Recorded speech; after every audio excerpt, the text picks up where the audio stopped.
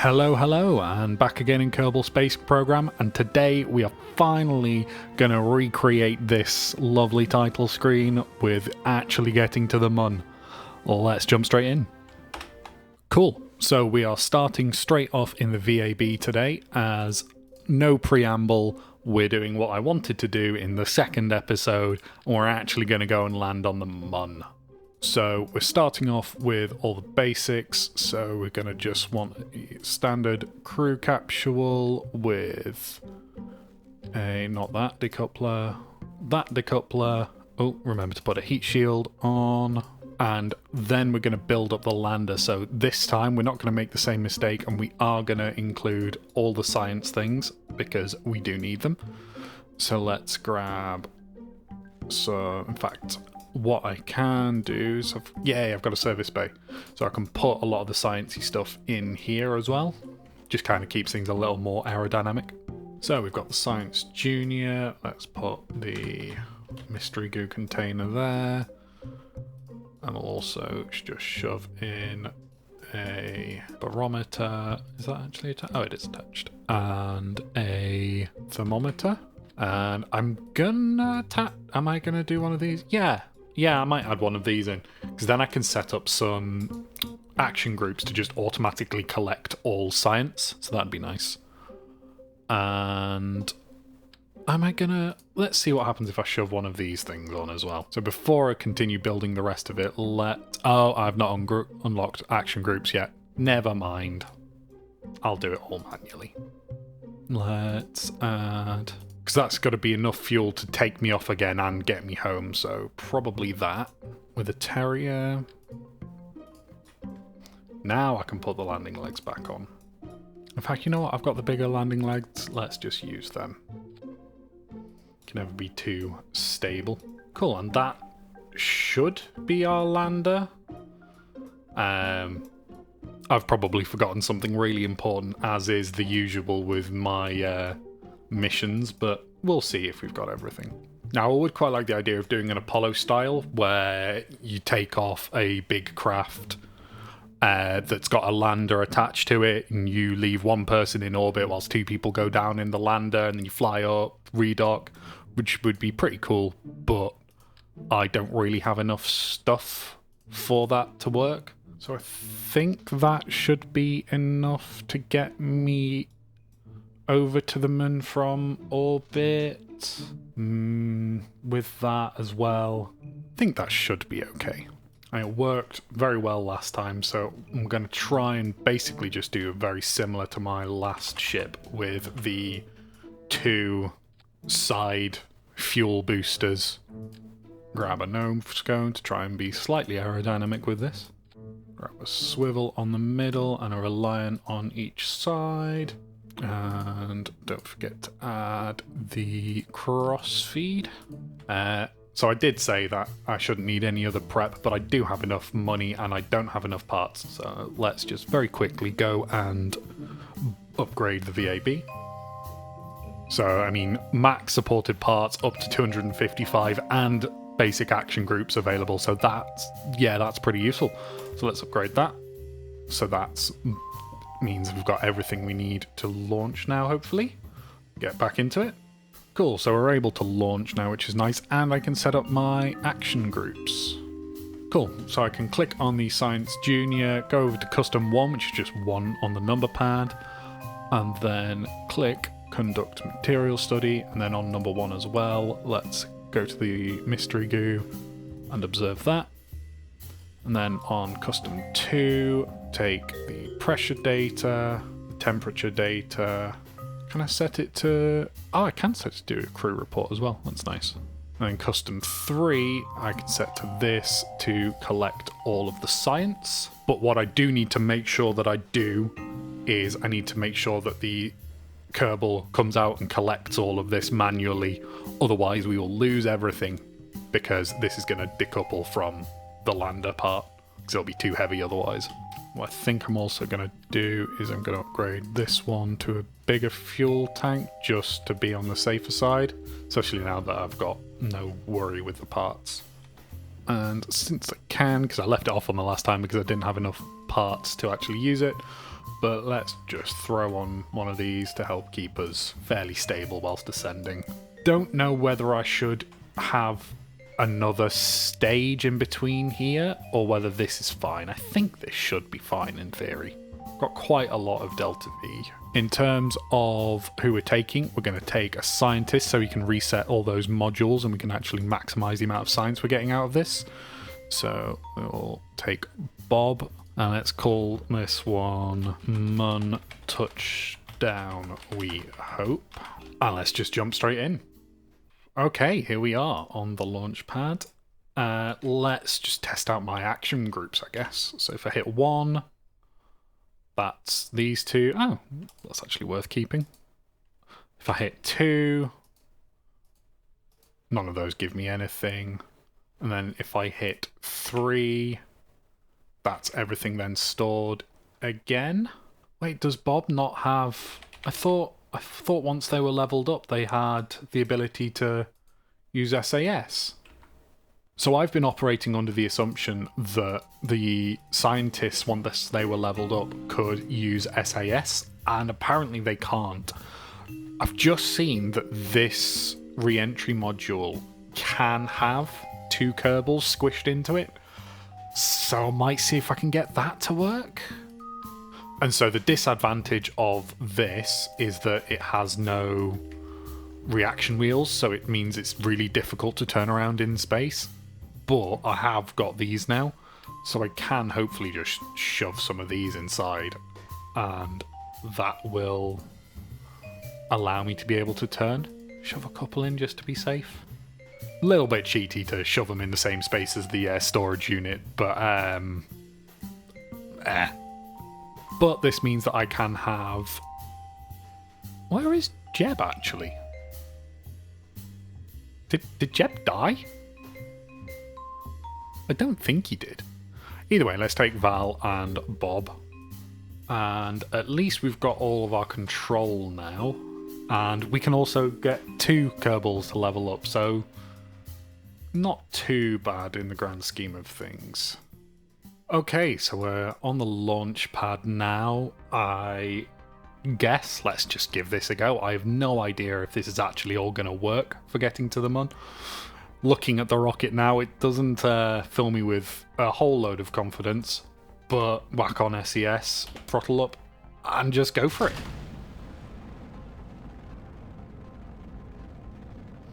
So starting our ascent now. So this is the mission that I was hoping to do on the second sort of episode of this. Whole plan was, you know, do a couple of basic things on Kerbin, then start heading to the Mun by the second episode. And I vastly underestimated how much more work career mode is than science mode. But I am quite enjoying it. So I know it's been quite a few more sort of rambly episodes with not much going on. But I thought if I don't actually showcase that, I'm not showing my playthrough of the game. I'm just showing, you know, steps of what's happening. And I need to include the things that are going wrong, such as what's happening right now. I don't think I'm going to be able to recover from this. Let's just revert that and try it again. So this time I'm going to just be a little less efficient, but just head straight up a little bit more in the hope that I can get a bit more control out of the atmosphere. Very, very slowly tap this direction. Maybe that won't be too bad. Oh dear, oh dear. I need to stop being quite so impatient, but I am very stubborn, and so I'm going to give this one more go before I try and change the rocket about to give myself a little more stability in moving up.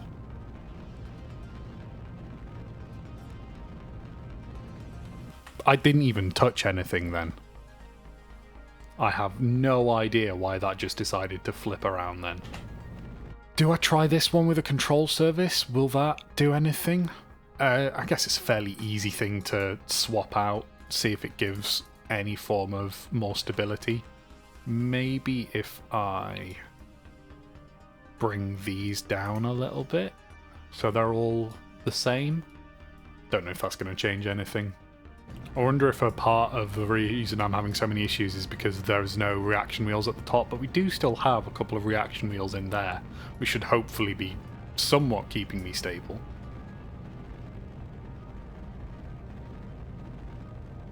So we're pointing in kind of the right direction, but I think due to all that spinning around, I've lost a lot of speed that I would have needed to. So this attempt is going a little better. We're starting to actually pick up speed now, but I'm still not convinced that I've done a good enough job with this to actually get to the Mun. I think I've wasted far too much fuel. But at this point I can start pointing in this direction. I think that there's a strong chance that I'm going to need to have another stage in here and potentially a smaller fuel tank on the lander. I'm not sure though. So my apoapsis is taking me into space now, but I'm worried I don't have enough fuel to circularize the burn, because looking up here, our periapsis is very, very non-existent. Okay, our apoapsis is starting to come up now. Not apoapsis, periapsis. That one. Okay, we are in orbit. That's good, at the very least. Wait, Jeb's still orbiting the Mun. Why is Jeb still orbiting the Mun?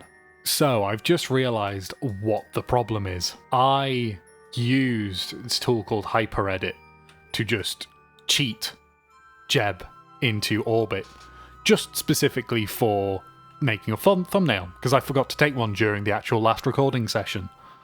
And I thought I quit out of the game before saving, so Jeb shouldn't have been actually in space, but it appears that it did save. It looks like Jeb truly is just orbiting, so that's a bit of a blunder on my behalf.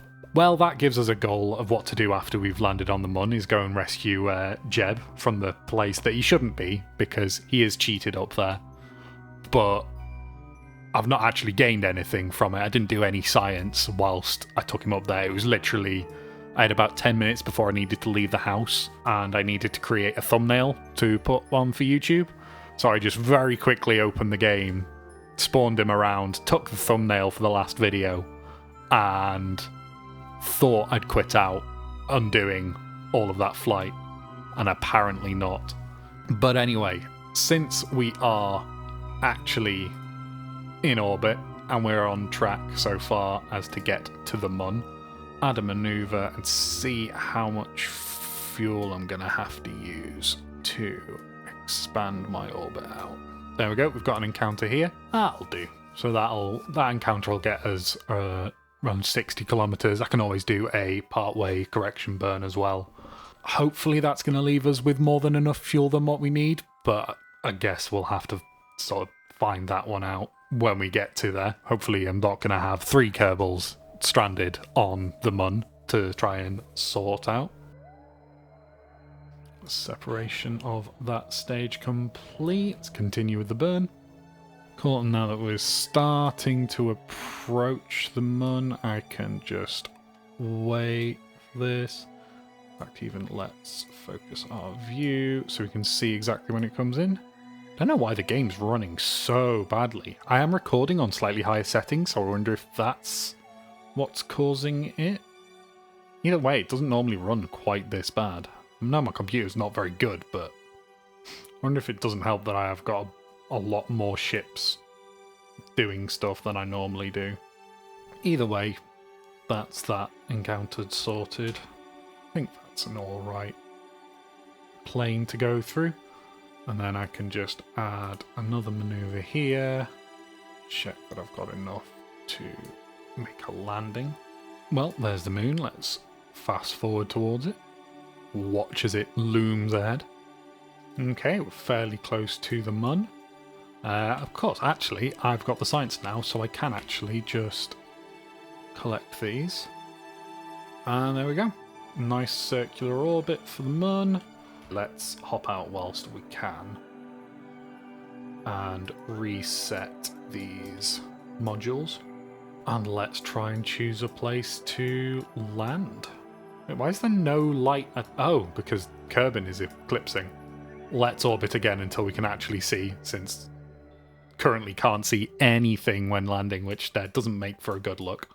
Let's just straight up point retrograde and burn down. Let's go with about there. We are moving alarmingly quickly, come to think of it. I'm currently worried that I actually won't have enough fuel to slow us. I don't think I'm going to have enough fuel to slow us down and get us back, you know? I think I am actually going to have Kerbols stranded in the Mun forever. I think I've gone and fluffed this. I'm going to have like 200 Delta V to actually get back. I don't think that's anywhere near enough. I'm not even going to have 200, am I? Might as well land it. Yeah, not quite the victorious Mun landing we were hoping for, since we're probably not actually going to be able to get this back to Kerbin. Well, we made it, Bob. You're on the Mun. Whilst we're here, let's do an E.V.E. report. At least we've done the contract to walk on the Mun. I'm sure we'll be back. If not very soon, because this'll have all meant for nothing. Let's get Valentina down here whilst we can as well. Not quite as graceful, Valentina. And there we go. We've got our Kerbols. Let's plant our flag. First Mun landing. Plaque text. We are probably stuck here. Well, let's try and get them back onto the craft and hope that we can get them home. Unlikely at this point. Well, here goes probably literally nothing. Yup. Yep. Yep. Well, let's revert to before we attempted to take off. Well, I guess we've got a hell of a mission for us next time. We're going to have to go and rescue Jeb, go and rescue these two guys, collect all the science, and then actually probably do another one of these where I successfully make a Mun landing. I guess I'll have to do that in order to rescue these guys. But for now, I'm going to end it on this anticlimactic mark. Thank you for watching, and see you next time, where hopefully things go better, maybe? It's not exactly the theme of what's been happening so far in this series, though, is it? Cheers, guys. See you next time.